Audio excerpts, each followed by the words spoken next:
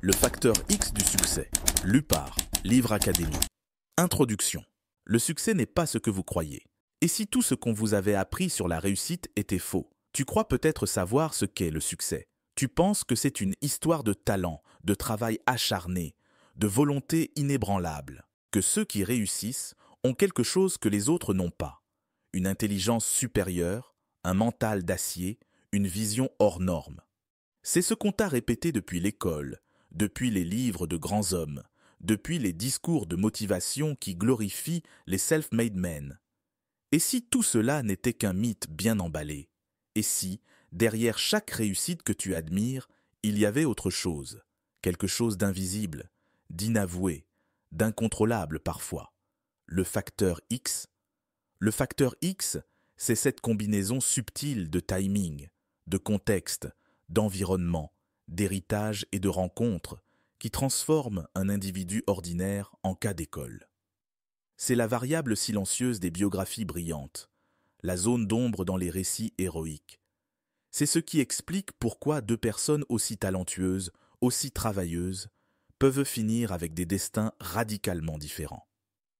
Le succès n'est pas une ligne droite, c'est une mosaïque de hasards bien placés, d'opportunités attrapées au vol, de contextes favorables et de cultures silencieusement agissantes. Mais notre époque adore les récits simples, alors on les gomme, on les oublie, on les remplace par des slogans « Si tu veux, tu peux ». C'est motivant, c'est vendeur, mais c'est faux. Tu as sûrement déjà connu ce sentiment d'injustice ou d'incompréhension. Pourquoi lui? Pourquoi elle? Je travaille autant, je suis aussi compétent, et pourtant... Ce livre ne va pas t'apprendre à copier les gagnants.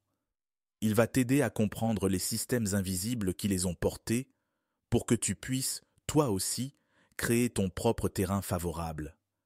Parce que le succès, ce n'est pas seulement ce que tu fais, c'est où, quand et avec qui tu le fais. Tu vas découvrir pourquoi certaines dates de naissance créent plus de champions que d'autres. Pourquoi le hasard du lieu de naissance peut valoir plus qu'un diplôme. Pourquoi certains esprits brillants échouent pendant que des profils ordinaires explosent? Pourquoi les cultures familiales, les codes sociaux et même le langage influencent notre rapport à la réussite? Et surtout, comment comprendre ces logiques pour ne plus être spectateur du succès des autres, mais acteur du tien? Je ne vais pas te vendre des mantras creux, ni te promettre que tout dépend de toi. Je vais te montrer ce que personne ne t'a expliqué sur le succès, les coulisses, les biais, les contextes, les hasards structurés, ce que les biographies cachent, ce que les histoires inspirantes simplifient à l'extrême. Et tu verras qu'une fois que tu comprends ces dynamiques, quelque chose change. Tu arrêtes de te comparer, tu commences à composer. Ce livre n'est pas une leçon, c'est une enquête. Une plongée dans les ressorts invisibles du mérite. Une invitation à repenser tout ce que tu crois savoir sur la réussite, la chance et la performance. Et surtout, une boussole pour repérer ton facteur X. Cette intersection unique entre ce que tu es, ce que le monde attend, et le moment où tout s'aligne. Alors lis ces pages avec curiosité, sans chercher des recettes miracles. Regarde entre les lignes. Observe comment les histoires de réussite ne sont jamais ce qu'elles semblent être. Tu verras. Le succès n'est pas ce que tu crois. Mais une fois que tu l'auras compris, tu ne verras plus jamais les gagnants de la même façon. Chapitre numéro 1. On nous a menti sur le succès. Depuis tout petit, on t'a sûrement répété la même phrase. Si tu travailles dur, tu réussiras. À l'école, à la maison, au boulot, partout, c'est devenu un slogan. On nous dit que le succès dépend de la volonté, du travail, du courage, que ceux qui gagnent l'ont mérité et que ceux qui échouent n'ont pas assez donné. C'est une belle idée, pleine d'espoir. Elle rassure. Elle donne le sentiment que tout est sous notre contrôle. Le problème, ce n'est pas vrai. Ou plutôt, ce n'est pas toute la vérité. Oui, le travail compte. Oui, la persévérance fait une différence. Mais ce qu'on oublie souvent, c'est que tout le monde ne commence pas au même endroit. Le mérite ne vit pas dans le vide. Il pousse sur un terrain, et ce terrain n'est pas le même pour tous. Certains démarrent sur une piste plate et bien éclairée, d'autres grimpent une montagne avec des pierres dans les poches. Le mérite seul ne suffit pas à expliquer la réussite, pas plus que le courage seul ne suffit à traverser un océan. Il faut aussi un bateau, une carte et la bonne météo. On aime pourtant les histoires simples. Elles nous rassurent. Elles disent que le monde est juste, que les bons sont récompensés et que les paresseux sont punis. Mais si c'était vrai, le monde serait rempli de personnes riches, heureuses et accomplies. La vérité, c'est que beaucoup de gens travaillent dur sans jamais réussir, pendant que d'autres semblent avancer plus facilement. Pourquoi? Parce que le succès ne dépend pas seulement de ce qu'on fait, mais aussi de là où on se trouve, de qui nous entoure et du moment où on agit. L'avantage caché des uns et l'obstacle des autres. Imagine deux enfants nés la même année, l'un en janvier, l'autre en décembre. À première vue, aucune différence. Pourtant, dans le sport ou à l'école, le premier aura souvent un petit avantage. Il sera un peu plus grand, un peu plus mature, un peu plus sûr de lui. Les entraîneurs ou les profs le remarqueront, le féliciteront, lui donneront plus de chance. Il progressera plus vite, prendra confiance et finira par être vu comme doué. L'autre, né plus tard, sera comparé à des enfants presque un an plus vieux. Il aura plus de mal, recevra moins d'encouragement et finira par penser qu'il n'est pas fait pour ça. Tout ça à cause d'un simple détail. La date de naissance. C'est ce qu'on appelle un avantage initial et il existe partout. Dans le sport, dans les études, dans le travail. Ceux qui ont un petit coup de pouce au départ finissent souvent très loin devant. Pas parce qu'ils sont meilleurs, mais parce que ce petit plus se transforme en chaîne d'opportunités. On leur fait plus confiance, on les forme mieux, on les met dans de meilleures conditions. Et à la fin, on appelle ça du mérite. Mais en réalité, c'est souvent le résultat d'un avantage cumulé. Le problème, c'est que ce phénomène est invisible. Personne ne dit « j'ai réussi parce que j'ai eu la bonne date de naissance » ou « parce que mes parents avaient les bons contacts ». Les gagnants eux-mêmes finissent par croire que tout vient de leur effort. Ils oublient le contexte qui les a aidés. Et c'est normal, on préfère penser qu'on a tout gagné par soi-même. Ça flatte notre ego. Mais si tu regardes bien, tu verras que la plupart des grandes réussites suivent le même schéma. Une personne talentueuse, oui, mais aussi un moment parfait, un lieu favorable, des gens autour qui ouvrent des portes. Steve Jobs, Bill Gates, Elon Musk, Serena Williams, Beyoncé. Aucun n'a grandi dans le vide. Chacun a bénéficié d'un environnement qui a multiplié ses efforts. Si Bill Gates était né 10 ans plus tôt, il n'aurait pas eu accès à un ordinateur. 10 ans plus tard, il aurait été en retard. C'est ce que j'appelle le facteur X, la rencontre entre ton travail et ton contexte. Et c'est là que le mythe du mérite commence à s'effondrer. Parce qu'on comprend que le mérite n'est pas un super pouvoir personnel, mais un résultat collectif. Ton entourage, ton époque, ta culture, ta famille, ton réseau, tout cela pèse dans la balance. Ceux qui réussissent ne sont pas seulement meilleurs, ils ont souvent le bon écosystème. La vérité qu'on ne veut pas voir. Le mérite est devenu une excuse pratique. Il permet aux gagnants de se féliciter et au système injuste de rester en place. Si on croit que tout est une question d'effort, on ne remet jamais en question les inégalités de départ. On dit « il a réussi parce qu'il a travaillé », au lieu de se demander pourquoi avait-il plus de chances de réussir. Et on dit « il a échoué parce qu'il n'a pas assez voulu », au lieu de voir les obstacles qu'il n'a pas choisis. C'est comme juger deux coureurs sans voir que l'un court sur une piste et l'autre dans la boue. Mais attention, comprendre ça ne veut pas dire qu'il faut abandonner. Ce n'est pas un discours de fatalité. C'est au contraire une ouverture de conscience.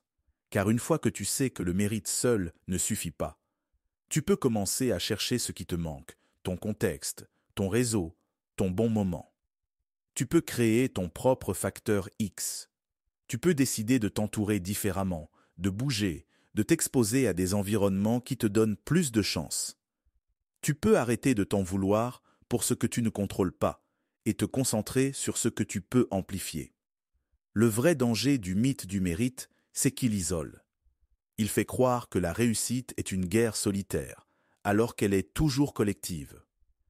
Personne ne réussit seul, même les plus grands leaders, les artistes, les inventeurs, les athlètes. Tous ont eu des mentors, des soutiens, des opportunités. La réussite est un écosystème, pas un exploit individuel. Et quand tu comprends ça, tout change. Tu ne cherches plus à être le meilleur. Tu cherches à être au bon endroit, avec les bonnes personnes, au bon moment. Le mérite existe, bien sûr, mais il n'est pas un point de départ. C'est un multiplicateur. C'est l'énergie que tu mets dans un système. Et selon le système, cette énergie te propulse ou t'épuise. Si tu comprends le système, tu peux apprendre à le tourner à ton avantage. Et c'est exactement ce que ce livre va t'aider à faire. Repérer les illusions, comprendre les mécanismes et activer ton propre facteur X. En résumé, le mérite n'est pas un mensonge, mais une moitié de vérité. L'autre moitié, c'est le contexte. Et c'est dans la rencontre des deux que le vrai succès prend naissance. Ceux qui l'ont compris ne voient plus le monde comme une compétition, mais comme un terrain de jeu à déchiffrer. Ce sont eux, les vrais stratèges du succès. Et toi, es-tu prêt à voir le jeu différemment? Parce qu'à partir du prochain chapitre, tu vas découvrir que même le moment où tu nais, l'époque où tu vis, ou la culture dont tu viens, peuvent tout changer. Et quand tu verras ça, tu comprendras enfin. Le succès n'est pas ce qu'on t'a fait croire. Chapitre numéro 2. Le pouvoir des circonstances. Être au bon endroit au bon moment. On croit souvent que le succès est une affaire de talent. C'est faux. Le talent compte, bien sûr, mais sans le bon moment et le bon endroit, il ne sert à rien. Pense à tous les artistes, inventeurs ou entrepreneurs qui ont eu de grandes idées au mauvais moment. L'histoire ne les a pas retenus, non pas parce qu'ils étaient médiocres, mais parce que leur époque n'était pas prête. Le succès, c'est la rencontre entre un individu préparé et une circonstance favorable. Regarde Bill Gates, souvent cité comme l'exemple parfait du génie visionnaire. Ce qu'on oublie de dire, c'est qu'à 13 ans, il avait accès à un ordinateur, dans une école privée de Seattle, en 1968. À cette époque, c'était un privilège rarissime. Il a pu s'entraîner des centaines d'heures, alors que la plupart des jeunes n'avaient jamais touché une machine. 10 ans plus tard, l'informatique explosait, et il faisait partie des rares personnes au monde déjà expertes. Était-il brillant? Oui. Mais il était aussi né au bon moment, au bon endroit, dans les bonnes conditions. Si tu déplaces Kita sa naissance de 10 ans en avant ou en arrière, son destin est complètement différent. Le moment où tu nais, le contexte dans lequel tu vis, les gens que tu rencontres, tout cela compte. Et souvent, cela compte plus que ce qu'on veut bien admettre. On aime dire que la chance sourit aux audacieux. En réalité, la chance sourit surtout à ceux qui se trouvent là où elle passe. Et ce n'est pas une question de hasard, c'est une question de circonstances. Mais ce que la plupart des gens ne voient pas, c'est que ces circonstances ne sont pas figées.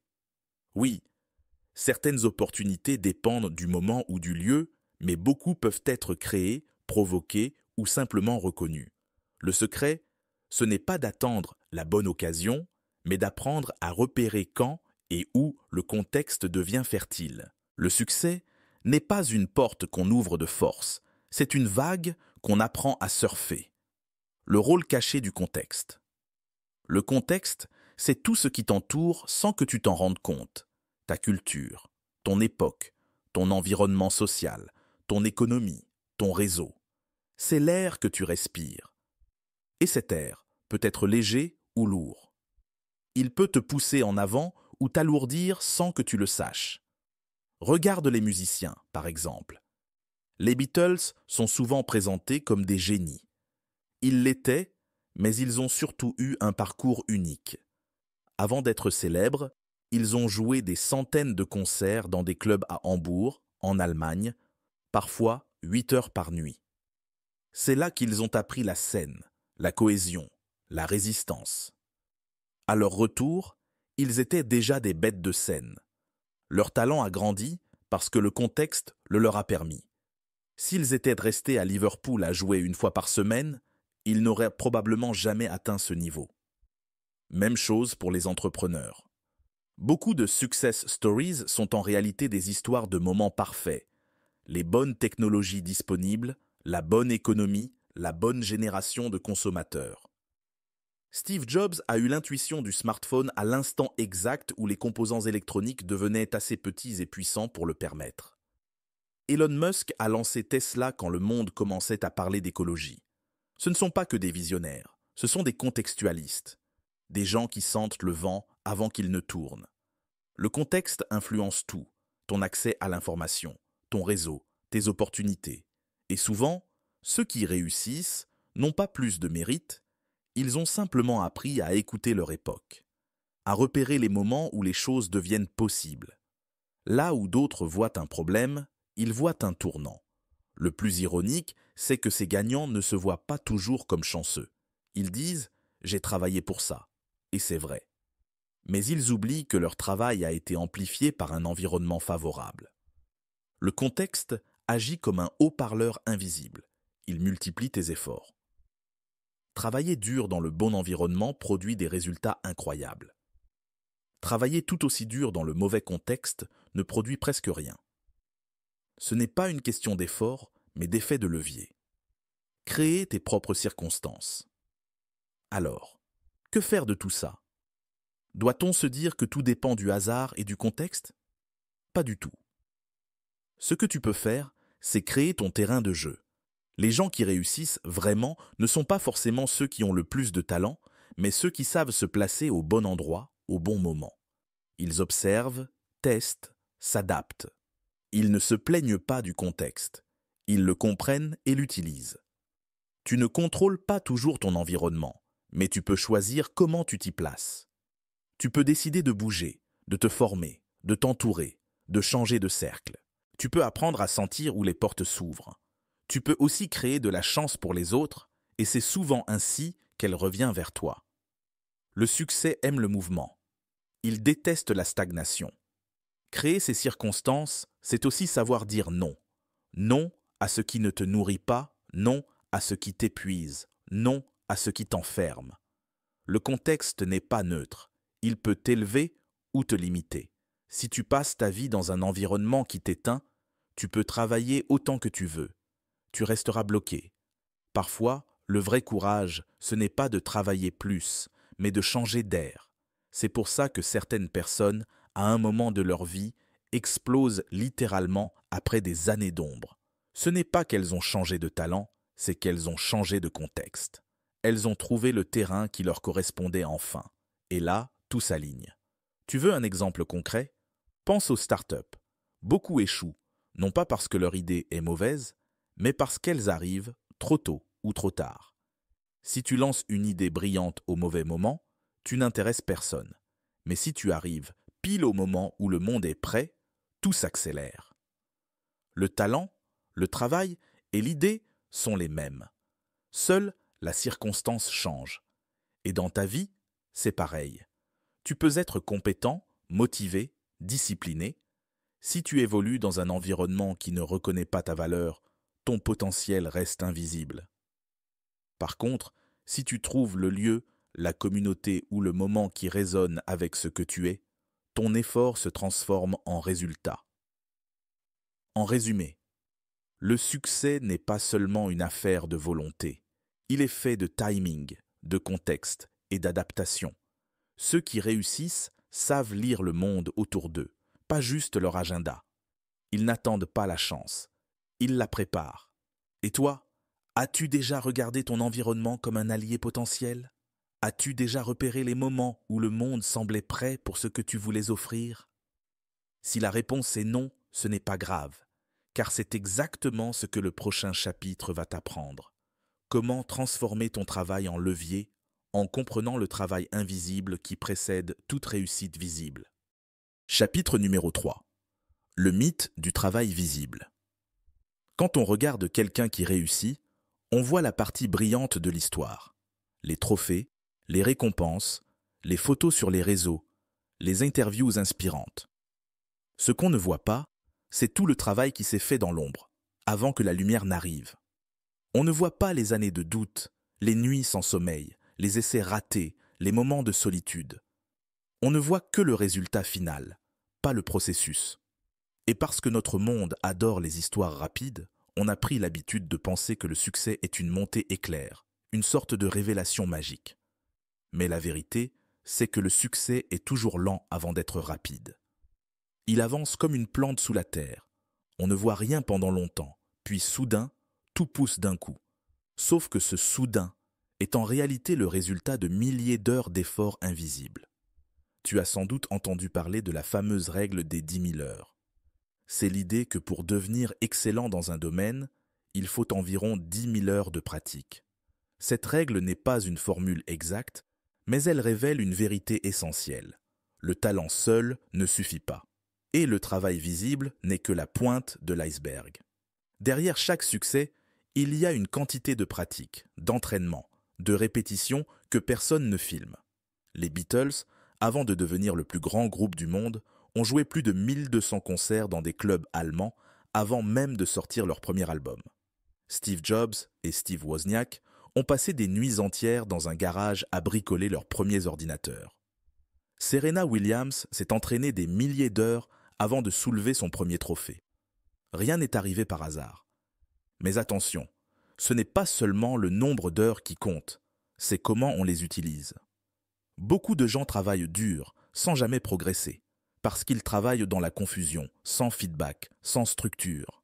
Le travail aveugle fatigue, mais il ne transforme pas. Le travail intelligent, lui, construit. La différence entre travailler et progresser. Travailler beaucoup ne garantit pas de réussir. Ce qui compte, c'est de pratiquer avec intention.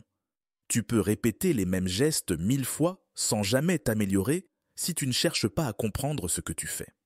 Le progrès vient de la pratique consciente, pas de la simple répétition. Pense à un musicien.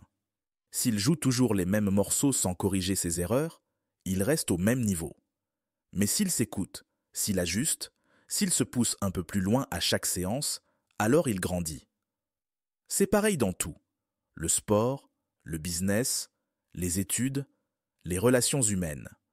La clé, ce n'est pas le temps, c'est l'intention. Le travail invisible, ce n'est pas juste le temps passé dans l'ombre, c'est aussi la qualité du regard que tu poses sur ton effort. Les plus grands apprennent à se corriger eux-mêmes, à apprendre de chaque échec. Ils ne voient pas le travail comme une punition, mais comme un laboratoire. Ils testent, ils observent, ils ajustent. Et ils recommencent, encore et encore. C'est là que le contexte entre en jeu. Car la pratique consciente a besoin d'un environnement qui te pousse vers le haut. Si tu es entouré de gens qui ne te stimulent pas, si ton cadre de travail ne te donne pas de feedback, tu finis par tourner en rond. À l'inverse, si tu es entouré de personnes exigeantes, inspirantes, prêtes à te challenger, ta progression explose. C'est ce que les chercheurs appellent l'effet d'entraînement social. Regarde les grands sportifs, ils s'entraînent en équipe, même dans des disciplines individuelles. Pourquoi? Parce que la présence d'autres talents te force à te dépasser. Le niveau autour de toi détermine souvent ton plafond. Si tu veux grandir, tu dois choisir ton environnement avec autant de soin que ton effort. La patience, le vrai super pouvoir. Le problème de notre époque, c'est qu'on veut tout de suite. On veut les résultats sans les étapes, les récompenses sans le processus. On admire les gens qui réussissent vite sans voir qu'ils ont mis 10 ans à préparer ce succès rapide. On déteste attendre, mais la réussite, la vraie, celle qui dure, demande du temps. Le travail invisible, c'est ce temps où rien ne semble bouger, alors que tout se construit à l'intérieur. C'est le moment où tu doutes, où tu te dis que tu n'y arriveras jamais, alors que tu es en train de t'améliorer sans t'en rendre compte. C'est le moment où les autres abandonnent et où toi tu continues. La patience, ce n'est pas l'attente passive, c'est la foi active. C'est croire que ton effort finira par payer, même si personne ne le voit encore. Et cette patience, tu ne peux pas la fabriquer avec des slogans. Elle vient de la clarté. Savoir pourquoi tu fais ce que tu fais. Si ton pourquoi est fort, tu tiens. Si ton but est flou, tu lâches. C'est pour ça que ceux qui réussissent vraiment ne travaillent pas juste pour réussir. Ils travaillent parce qu'ils aiment le processus, parce qu'ils ont trouvé du sens dans la pratique elle-même. Mais attention, la patience n'est pas la lenteur. Il ne s'agit pas d'attendre indéfiniment. Il s'agit de comprendre que le succès n'est pas une course, mais une construction. Chaque jour, chaque petit pas compte, même quand personne ne te regarde, même quand tu doutes. Surtout à ce moment-là.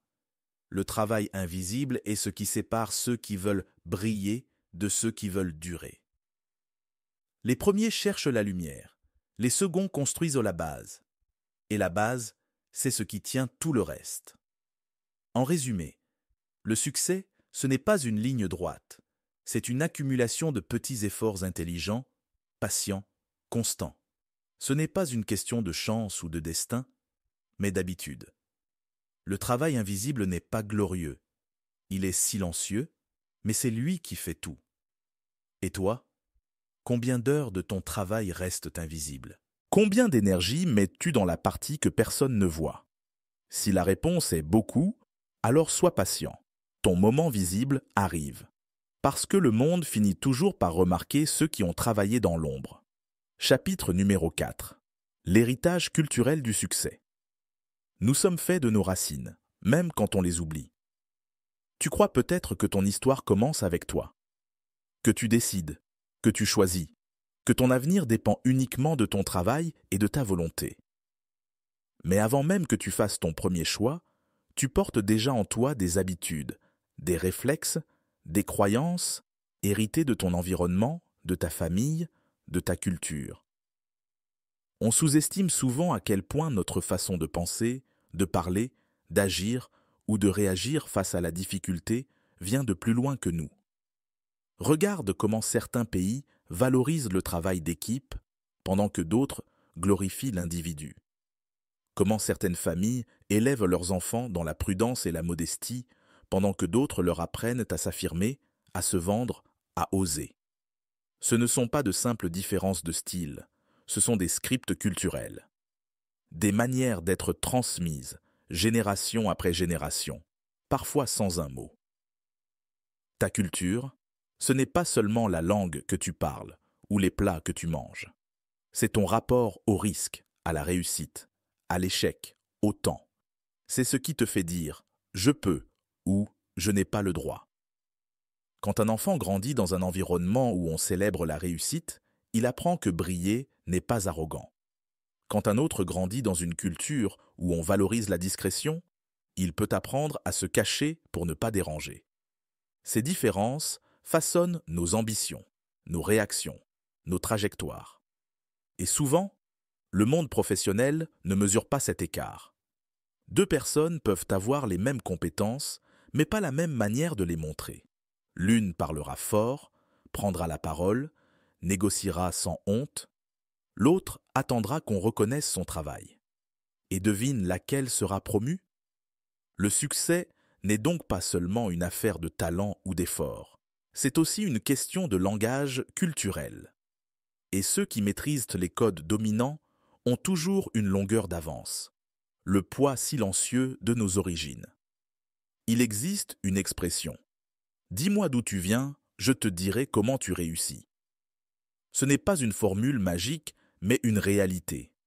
Nos origines façonnent notre rapport à la réussite.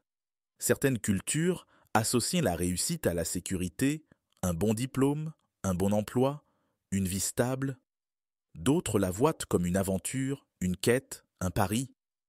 Ces visions opposées influencent profondément les choix que nous faisons sans même le réaliser. Pense à un enfant élevé dans une famille d'entrepreneurs. Dès petit, il entend parler de prise de risque, de stratégie, de croissance. Pour lui, créer une entreprise semble naturel. Maintenant, pense à un enfant élevé dans un foyer où chaque euro compte, où la stabilité est vitale. Pour lui, quitter un emploi sûr pour un projet incertain semble fou. Ce n'est pas une question de courage, c'est une question de réflexe culturel.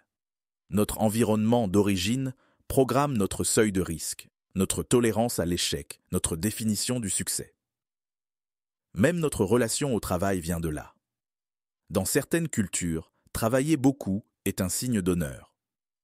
Dans d'autres, c'est une preuve qu'on n'a pas bien organisé sa vie. Dans certains pays asiatiques, par exemple, le travail est presque une valeur spirituelle. La patience, la discipline, la rigueur y sont sacrés. En Europe du Nord, on valorise l'efficacité, la conciliation entre vie pro et perso. En Amérique, on glorifie la performance et le dépassement. Aucune de ces visions n'est meilleure, mais elle façonne les comportements, les mentalités et les résultats. C'est ce qu'on appelle l'héritage culturel. Il agit comme un logiciel invisible qui tourne dans ta tête. Tu peux le mettre à jour, mais tu ne peux pas l'effacer complètement. Et tant que tu n'en es pas conscient, il te guide sans que tu le saches. Il peut te propulser ou te freiner. C'est pourquoi deux personnes, avec les mêmes talents, placées dans le même contexte, n'auront pas la même trajectoire. Elles ne jouent pas avec les mêmes croyances de départ. Transformer ton héritage en levier. La bonne nouvelle, c'est qu'un héritage culturel n'est pas une prison, c'est une base. Tu peux en faire une force, à condition d'en prendre conscience. Le succès n'est pas réservé à ceux qui ont les bons codes. Il appartient à ceux qui savent jouer avec les leurs. Pour ça, il faut d'abord comprendre ton propre bagage. Quelles valeurs t'ont été transmises? Comment ton entourage te parlait du travail, de l'argent, de la réussite? Est-ce qu'on t'a appris à viser haut ou à rester raisonnable, à célébrer tes réussites ou à les cacher? Ce sont des questions simples, mais elles te révèlent beaucoup. Parce que ces idées, même invisibles, dirigent souvent nos décisions les plus importantes. Changer de travail, prendre un risque, demander une promotion, créer un projet, oser parler de soi. Le secret, c'est de ne pas renier ton héritage, mais de le reprogrammer. Si tu viens d'une culture de prudence, garde la rigueur, mais ajoute une dose d'audace. Si tu viens d'un milieu où l'on valorise la compétition, apprends aussi la collaboration. Si tu as grandi dans un univers qui te disait « ce n'est pas pour nous », prouve-lui que tout peut changer. Car l'héritage culturel peut aussi devenir ton avantage. Regarde les personnes qui ont grandi dans des environnements difficiles. Elles développent souvent une résilience, une créativité, une capacité d'adaptation incroyable. D'autres, venant de milieux stables, ont une rigueur, une clarté, une organisation précieuse. Chaque origine porte un trésor caché. Le vrai succès, ce n'est pas de ressembler à un modèle unique, c'est de comprendre d'où tu viens pour mieux décider où tu veux aller. Quand tu sais ce que tu portes, tu cesses de subir ton histoire. Tu la réécris. En résumé, ton succès ne commence pas à ton premier emploi ni à ton premier diplôme. Il commence dans les valeurs, les récits et les croyances que tu as héritées. Le comprendre, c'est déjà reprendre le contrôle. Parce que quand tu vois ton héritage clairement, tu peux choisir ce que tu gardes et ce que tu changes. Le succès, ce n'est pas oublier d'où tu viens, c'est savoir s'en servir. Et dans le prochain chapitre, tu vas découvrir comment tous ces éléments, ton effort, ton contexte, ton héritage, se combinent pour créer ce qu'on appelle le facteur X, cette formule unique qui fait la différence entre ceux qui espèrent et ceux qui avancent. Chapitre numéro 5. Le facteur X. Quand tout s'aligne. Le succès n'est jamais le résultat d'un seul élément. Ce n'est pas juste une question de talent, de travail ou de chance. C'est une combinaison de tout cela. Et quand ces éléments s'alignent, quand ton effort rencontre le bon contexte et que ton héritage devient un atout au lieu d'un poids, alors quelque chose de spécial se produit. Ton facteur X s'active. Le facteur X, c'est cette zone où tout ce que tu es, tout ce que tu as vécu et tout ce que tu fais se met à travailler ensemble. C'est l'instant où ton travail commence à donner du sens, où ton environnement te pousse dans la bonne direction, où ton passé cesse de te retenir et devient une force. Ce n'est pas de la magie, c'est une harmonie. Regarde autour de toi. Chaque personne qui a marqué son domaine, artiste, entrepreneur, athlète, inventeur, a trouvé à un moment donné cette alchimie entre son talent, son époque et ses circonstances. Steve Jobs n'était pas juste un génie de la technologie. Il était un créatif dans une époque qui commençait à mélanger l'art et le digital. Oprah Winfrey n'était pas juste une bonne présentatrice. Elle a émergé dans un moment où la télévision cherchait une voix authentique, humaine et différente. Mbappé n'est pas devenu un phénomène uniquement parce qu'il court vite. Il est arrivé dans une génération qui voulait un héros jeune, audacieux et accessible. Le facteur X, c'est la rencontre entre toi et ton moment. Et ce moment n'arrive pas par hasard. Il se prépare. C'est comme si, pendant des années, tu posais des pièces sans voir l'image, et qu'un jour, tout s'emboîtait d'un coup. Ce jour-là, les autres parleront de chance. Mais toi, tu sauras que c'est le résultat d'une lente construction. Trouver ton propre facteur X. Trouver ton facteur X, ce n'est pas copier celui des autres. C'est comprendre ce qui te rend unique et comment ton environnement peut amplifier cette singularité. Trop de gens cherchent à réussir en imitant les parcours qu'ils voient. Ils veulent devenir le prochain Elon Musk, la nouvelle Beyoncé, le prochain Zidane. Mais le facteur X ne se copie pas. Il se découvre. Commence par te poser 3 questions simples. Qu'est-ce qui te vient naturellement? Ce que tu fais bien sans y penser. Qu'est-ce qui te passionne vraiment? Ce que tu peux faire des heures sans voir le temps passer. Dans quel contexte ton énergie explose? L'environnement où tu te sens en pleine puissance. La croisée de ces 3 réponses, c'est ton terrain d'excellence. Et c'est là que ton facteur X se réveille. Mais attention, ton facteur X ne se révèle pas tout seul. Il a besoin de tests, d'erreurs, de curiosité. Tu dois explorer, essayer, tomber, te relever. Beaucoup cherchent leur voie, comme s'il s'agissait d'un trésor caché. En réalité, on ne la trouve pas, on la fabrique. C'est un chemin qui se dessine en marchant. Et surtout, ne te laisse pas piéger par la peur du jugement. La plupart des gens ne trouvent jamais leur facteur X parce qu'ils essaient de rentrer dans les cases. Ils font ce qu'on attend d'eux, pas ce qu'ils sont faits pour faire. Résultat, ils se fatiguent à jouer un rôle qui ne leur appartient pas. Le facteur X, c'est ce qui se passe quand tu oses être aligné avec toi-même, quand tu arrêtes d'imiter et que tu commences à créer.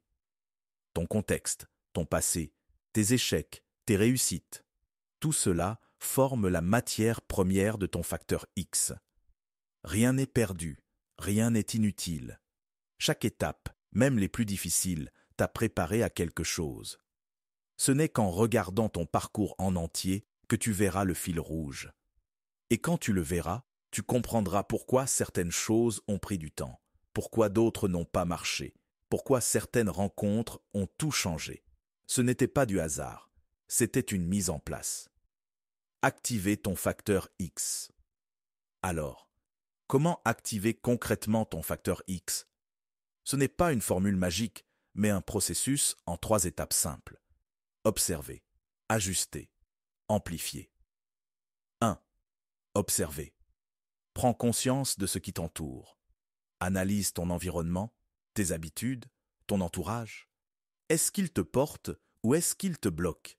Est-ce que ton contexte t'aide à grandir ou te garde petit?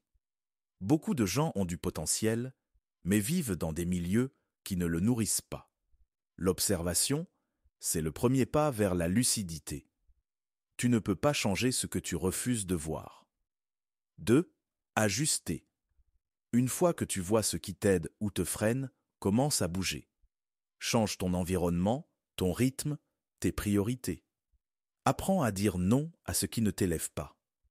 Ajuste ton cercle, rapproche-toi de gens qui te tirent vers le haut, pas de ceux qui t'enfoncent dans la peur ou la médiocrité. L'ajustement, ce n'est pas un grand saut, c'est une série de petits pas conscients. 3. Amplifier. Quand tu sens que quelque chose marche, que tu progresses, double la mise. Travaille plus intelligemment, entoure-toi mieux, partage ce que tu apprends. Le facteur X ne grandit pas dans le silence, il s'amplifie avec le mouvement, la collaboration, la visibilité. Et surtout, n'attend pas la validation. La plupart des grandes réussites sont d'abord passées par l'indifférence ou la critique. Ne cherche pas l'approbation, cherche la cohérence.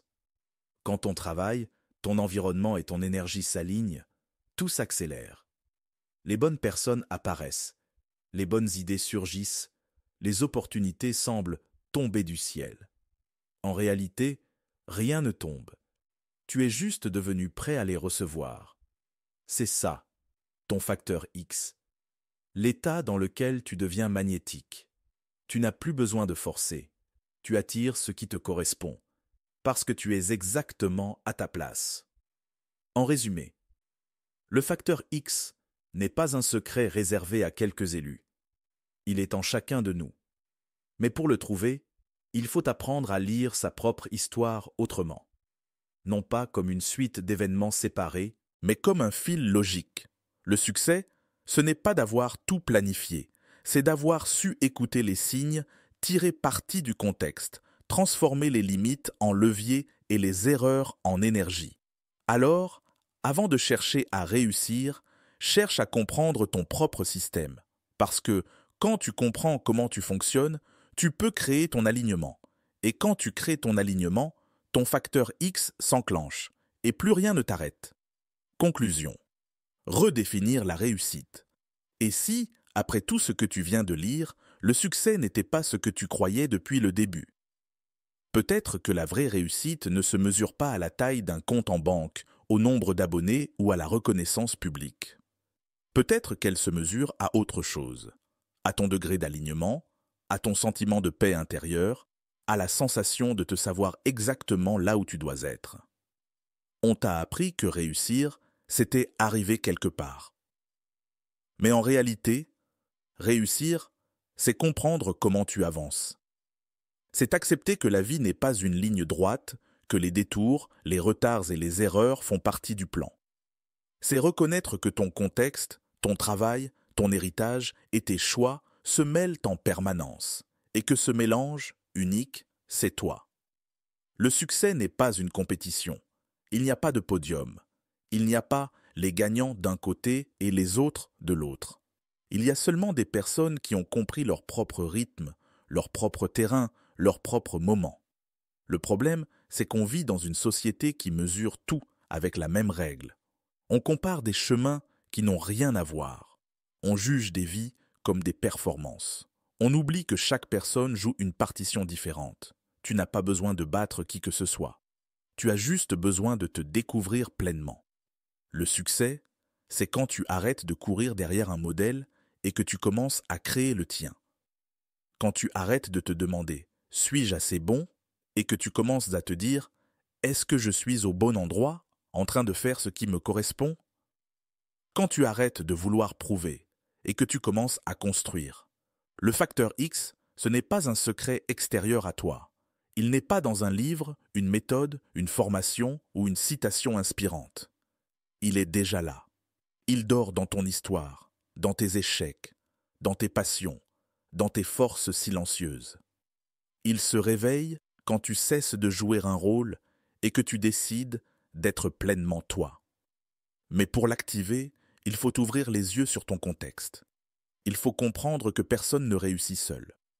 Que même les plus grands ont été portés par des circonstances, des rencontres, des héritages. Reconnaître cela, ce n'est pas se rabaisser, c'est s'humaniser. C'est remettre un peu de vérité dans le mythe du mérite. C'est se dire « oui, j'ai besoin des autres, du bon moment, du bon cadre. » Et c'est très bien comme ça.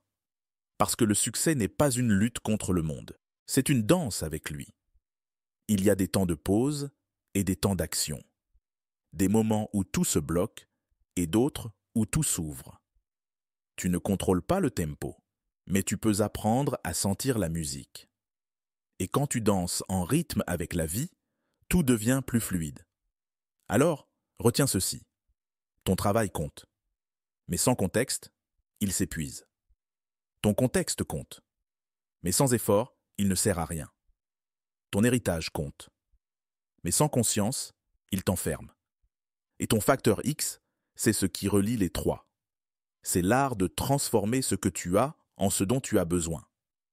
Le monde ne manque pas de talent.